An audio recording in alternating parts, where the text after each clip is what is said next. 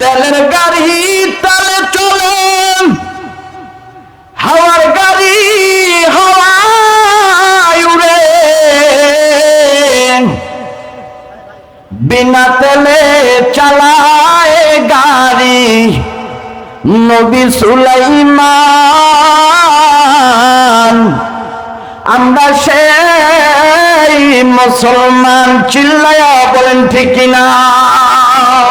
একটু কালিমার সুনকার সারি লা ইলাহা,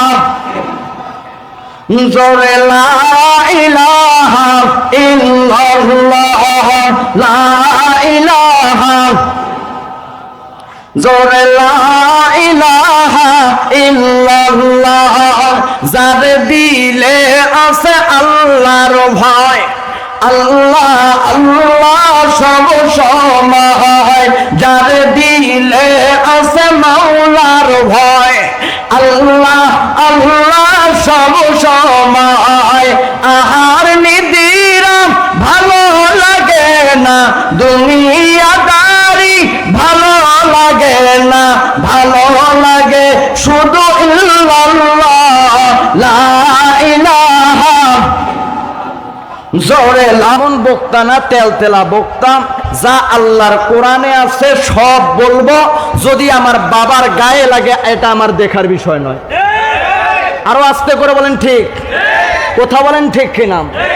এখন আমার বাপ চাচা বলে, আব্বাজান এত অল্প হালকা বয়সে এত গর্জন দিয়ে কোরআনের কথা বলার দরকার নেই আব্বাজান। আমি বলি, আব্বাজান আল্লাহ তাআলা কিন্তু কণ্ঠ দান করছেন, তেলতেলা ওয়াজ মাটির তলের ওয়াজ করলেও পাবলিক সবাই শুনবে, দূর থেকে সবাই চলে আসবে। তবে আমার প্রিয় নবী বলে দিয়েছেন, আলা কুল্লুকুম রাইন ওয়া কুল্লুকুম মাসউলুন আন রায়াতিহি। তোমরা জেনে নাও, তোমরা প্রত্যেককে দায়িত্ববান, আর তোমাদের দায়িত্ব সম্পর্কে কাল কিয়ামতের ময়দানে তোমাদেরকে হিসাবের কাঠগড়ায় দাঁড়াইতে হবে। আজকে যদি আমি এই ময়দানে কবরের ওয়াজ আর তেলতেলা ওয়াজ করে যাই, সবার মন খুশি করি, কাল কিয়ামতের ময়দানে আমার বাছুয়া ফাটাবে। কথা বলেন ঠিক কিনা?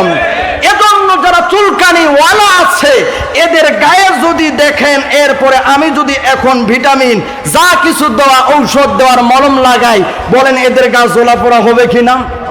বলেন হইলে এটা কি আমার দোষ? না, কোনো দোষ নাই। আপনি রাগ করতে পারেন, তবে কোরআনের হক কথাগুলো আমাকে বলে যাইতে হবে। কথা বলেন ঠিক কিনা? কোরআনের হক কথা বলতে যাইয়া যদি আমাদের জীবন যায়, রাত পথে যাইতে হয়, আবার যদি আমাদেরকে মাঠে ময়দানে দফনের কাফন লইয়া কোরআনের এই জন্য ইজ্জত রক্ষা করার জন্য মাওলা পাকের আল্লাহর নবীর ইজ্জত রক্ষা করার জন্য তার কাছে কারা আখের করবেন, তুই হাত তুলে তাকবীর দিয়ে দেখিয়ে দেন। আপনাদের এলাকায় তাকবীর নাই? হ্যাঁ, চলবে আব্বাজান? না রাগ করতেছেন? চলবে তো সব কথা, আছেন তো? না রায় তাকবীর। মুসলমান ইমানদার, প্রথমে একটা কথা শুনে নেন। আমরা আজকে শুরু করছি এ খারাপ, ওই বেটা খারাপ, ওর দল ভালো না, এই দোলাদলির কারণে আজকে দেখেন নাস্তিক বেঈমান ওরা ইন্ডিয়া থেকে আমাদের বিরুদ্ধে আজকে স্লোগান দেয়। কথা বলেন ঠিক কিনা?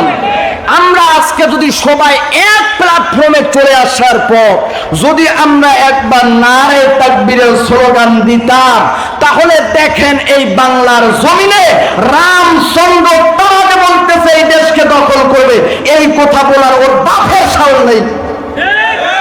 কথা বলেন ঠিক কিনা?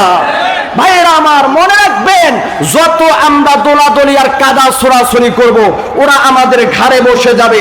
শুধু তাই নয়, আমরা বলে দিতে চাই, তোমরা যখন জয় শ্রীরাম দিতেছো, আমরা যদি আবার শাহজালালের তাকবীর, শাহজালালের মতো আবার হুঙ্কার, নারে তাকবীর একবার দাঁড়িয়ে যাই, তোমরা কিন্তু পালাবার জায়গা পাবা না। এই কথা বলেন ঠিক কিনা? ভাইরা আমার, যুগে যুগে নাস্তিক বেঈমান এসেছে। কথা বলেন ঠিক কিনা? তারা কি এই কোরআনের আলো বন্ধ করতে পেরেছে? সাথে জাকার হয় আজল সে তাইমরুজ, সাথে জাকার হয় আজল সে তাইমরুজ। চেরাগে মুস্তফা পিছে শেরারে বুলাহা। যুগে যুগে আবু লাহাবের নাতিপুতিরা আর তার উত্তর শরীরা চেয়েছিল আব্দুল্লাহর বেটা মোহাম্মদ যেই আল্লাহ তাআলার বাণীটা চতুর্দিকে ছড়িয়ে দিতেছে এটা বন্ধ করার জন্য তারা পায়তারা করেছিল। বলেন তারা কি সফল হয়েছে? বলেন তারা কি সফল হয়েছে? বাতিল সে দবনে ওয়ালে আয়ে আসমান হি হম, बातिल से दबने वाले आए आसमान ही हम चूबर कर चुका है तू इम्तिहा हमारा। আমরা বাতিলের সাথে লড়াই করতে করতে আজ অর্ধবতী সময়। কথা বলেন ঠিক কিনা? তবুও আমরা বাতিলের কাছে মাথা নত করি না। কথা বলেন ঠিক কিনা? মুসলমান ইমানদার, বলতেছিলাম যেই কথা, এখন কিছু কিছু দেখবেন শাহবাগী বাংলাদেশে মহিলা আছে না নাই? কয় বাংলাদেশে যারা ওয়াজ করে এদেরকে দেখতে হবে, এদেরকে মনিটর করতে হবে, এরা আমাদেরকে গালি দেয়। আমরা বলি শাহবাগীদেরকে গালি দিবেন না তা কি করবেন? কথা বলেন ঠিক কিনা? বাংলাদেশের ভিতরে কিছু কিছু দেখবেন বাংলাদেশের বীজ নাই, এদের দেখবেন ইন্ডিয়ার ওই মুদির বীজ আছে। এ কথা বলেন ঠিক কিনা? ভাইরা আমার, আমরা আপনাদের ওই সমস্ত জালেমদেরকে বলে দিতে চাই যারা আজকে বলতেছে এই সোনার বাংলাদেশ, তারা আবার স্লোগান দেয় আমাদের এই বিভাগ রংপুর বিভাগ চায়। আমরা বলি ইঞ্চি ইঞ্চি মাটি সোনার চেয়েও খাঁটি, নগদ রক্ত দিয়ে কেনা, শত্রু বা হানাদার একটি কোনাও তার কেউ কেড়ে নিতে পারবে না। কথা বলেন ঠিক কিনা? আমার দেশ রক্ষা করার জন্য, এদেশে ইসলাম কায়েম করার জন্য, এদেশে আবার ইসলামের জন্য আবার কোন নাস্তিক বেঈমান আমার নবীকে নিয়ে যদি কোনো কটূক্তি করে, ও দিনাজপুরের মুসলমান দেখতে চাই আমার নবীর ইজ্জত রক্ষা করার জন্য যদি আবারও নিজের স্ত্রীকে বিধবা করতে হয়, নিজ সন্তানকে এতিম করতে হয়, আবারও যদি দফনের কাফন লইয়া ওলামায়ে কেরামের ডাকে সাড়া দিয়ে যাইতে হয়, ও দিনাজপুরের মানুষ একটিবার দেখতে পাই তারা কেন দিয়েছেন তাকবীর দিয়ে দেখিয়ে দেন। চলবে? নারায়ে তাকবীর। আরো আস্তে করে বলেন নারায়ে তাকবীর, নারায়ে তাকবীর, নারায়ে তাকবীর, আল্লাহু আকবার, নারায়ে তাকবীর, আল্লাহু আকবার, নারায়ে তাকবীর, আল্লাহু আকবার, নারায়ে তাকবীর, আল্লাহু আকবার। জাগো জাগো বিশ্ব মুসলিম জাগিয়ে ওঠো, নাস্তিক বেঈমানকে সরকার করে দাও। ঠিক না? আবার জেগে উঠো, কণ্ঠে তুলো নারায়ে তাকবীর, নারায়ে তাকবীর। শিয়াল হয়ে 1000 বছর বেঁচে থেকে লাভ কি বলো? তার চেয়ে 1 সেকেন্ড বাঘের মতো বাঁচাই ভালো। কথা বলেন ঠিক না? মসজিদের এই কোণে বসে তসবিহ নয় রে আর, তোর হাতে আজ মানাই শুধু সকমকে তলোয়ার। কথা বলেন ঠিক না? মসজিদের ওই কোণে বসে তসবিহ নয় রে আর, তোর হাতে আজ মানাই শুধু সকমকে তলোয়ার। করতে পতন ওই জালিমের আয়রে বিন ওয়ালিদ, করতে পতন ওই জালিমের আয়রে বিন খালিদ। কইরে খালিদ কইরে উমর, এসেছে নতুন বদর, কইরে সেই দিগ্বিজয় নবীন মুজাহিদ। এখনো কি গাইতে হবে ঘুম ভাঙানি গীত? রাগ করতেছেন আব্বাজান? চলবে তো ইনশাল্লাহ। মুসলমান ইমানদার, কোন দিকে নজর নাই, যা কিছু বলতেছে আল্লাহ তাআলার কোরআন থেকে।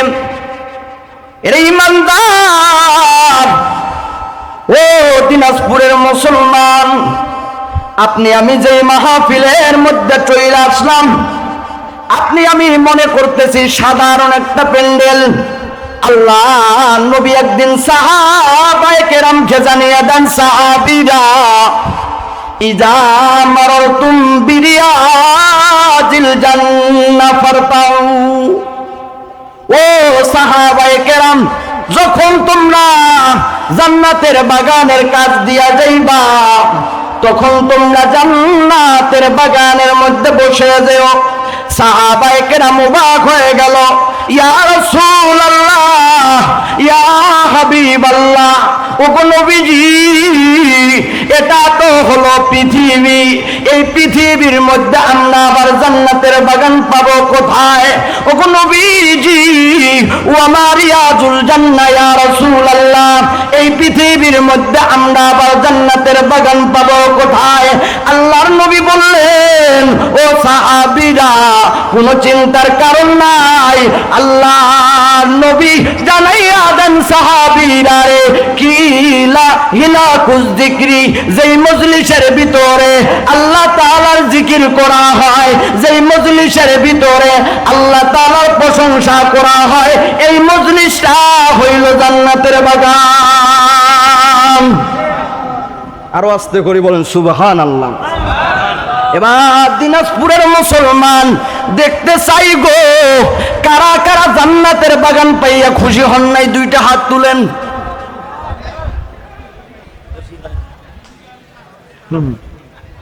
আগেই বলছি না, বক্তা একদম তরুণ, এজন্য সব কিছু কথা একদম দিলের কান দিয়ে শুনতে হবে। কথা বলেন ঠিক কিনা?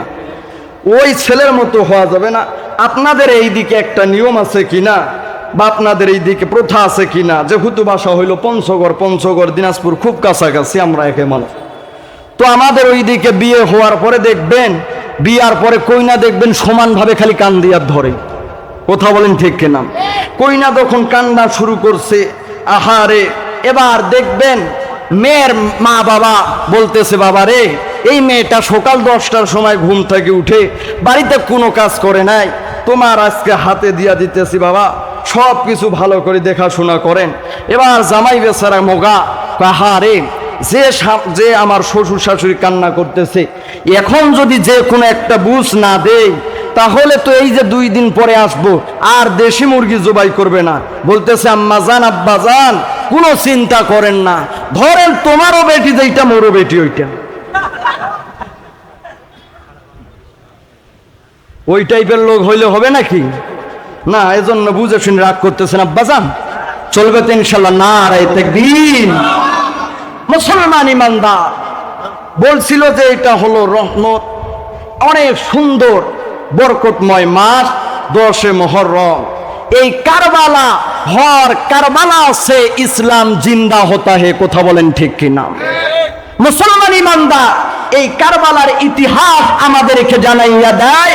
হুসাইন রাদিয়াল্লাহু তাআলা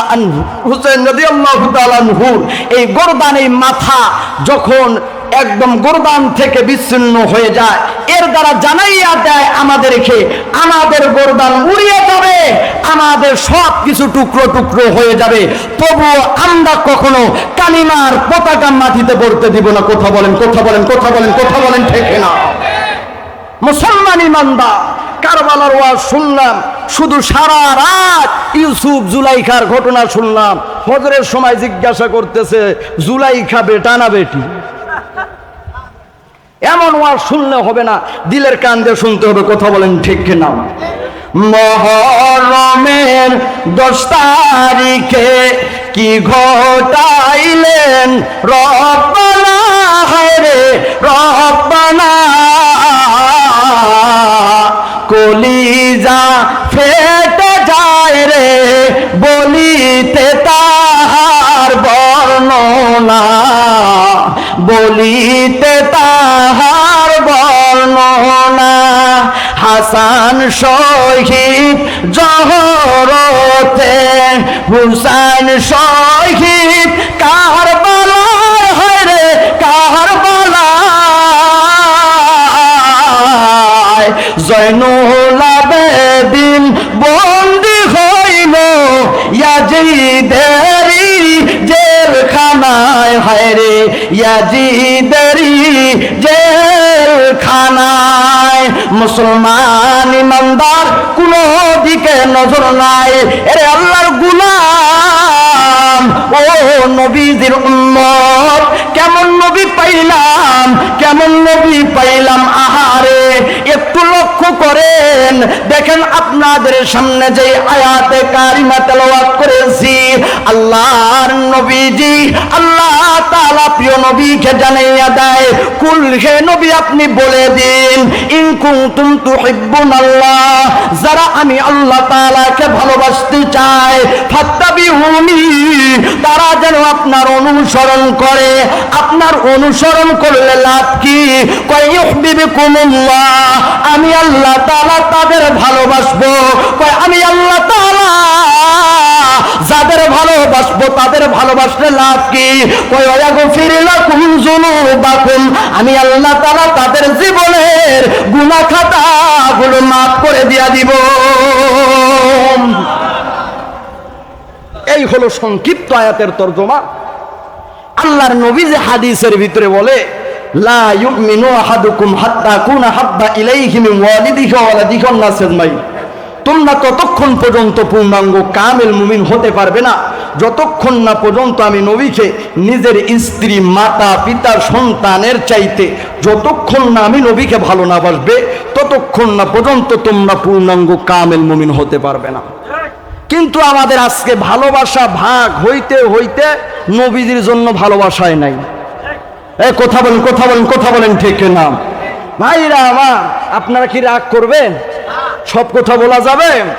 হায় রে আল্লাহ, বাংলাদেশে কি শুরু হয়েছে দেখেন। মেসি আর নেইমারে যে পরিমাণ ভক্ত পাওয়া যায়, কথা বলেন, কথা বলেন, ঠিক না?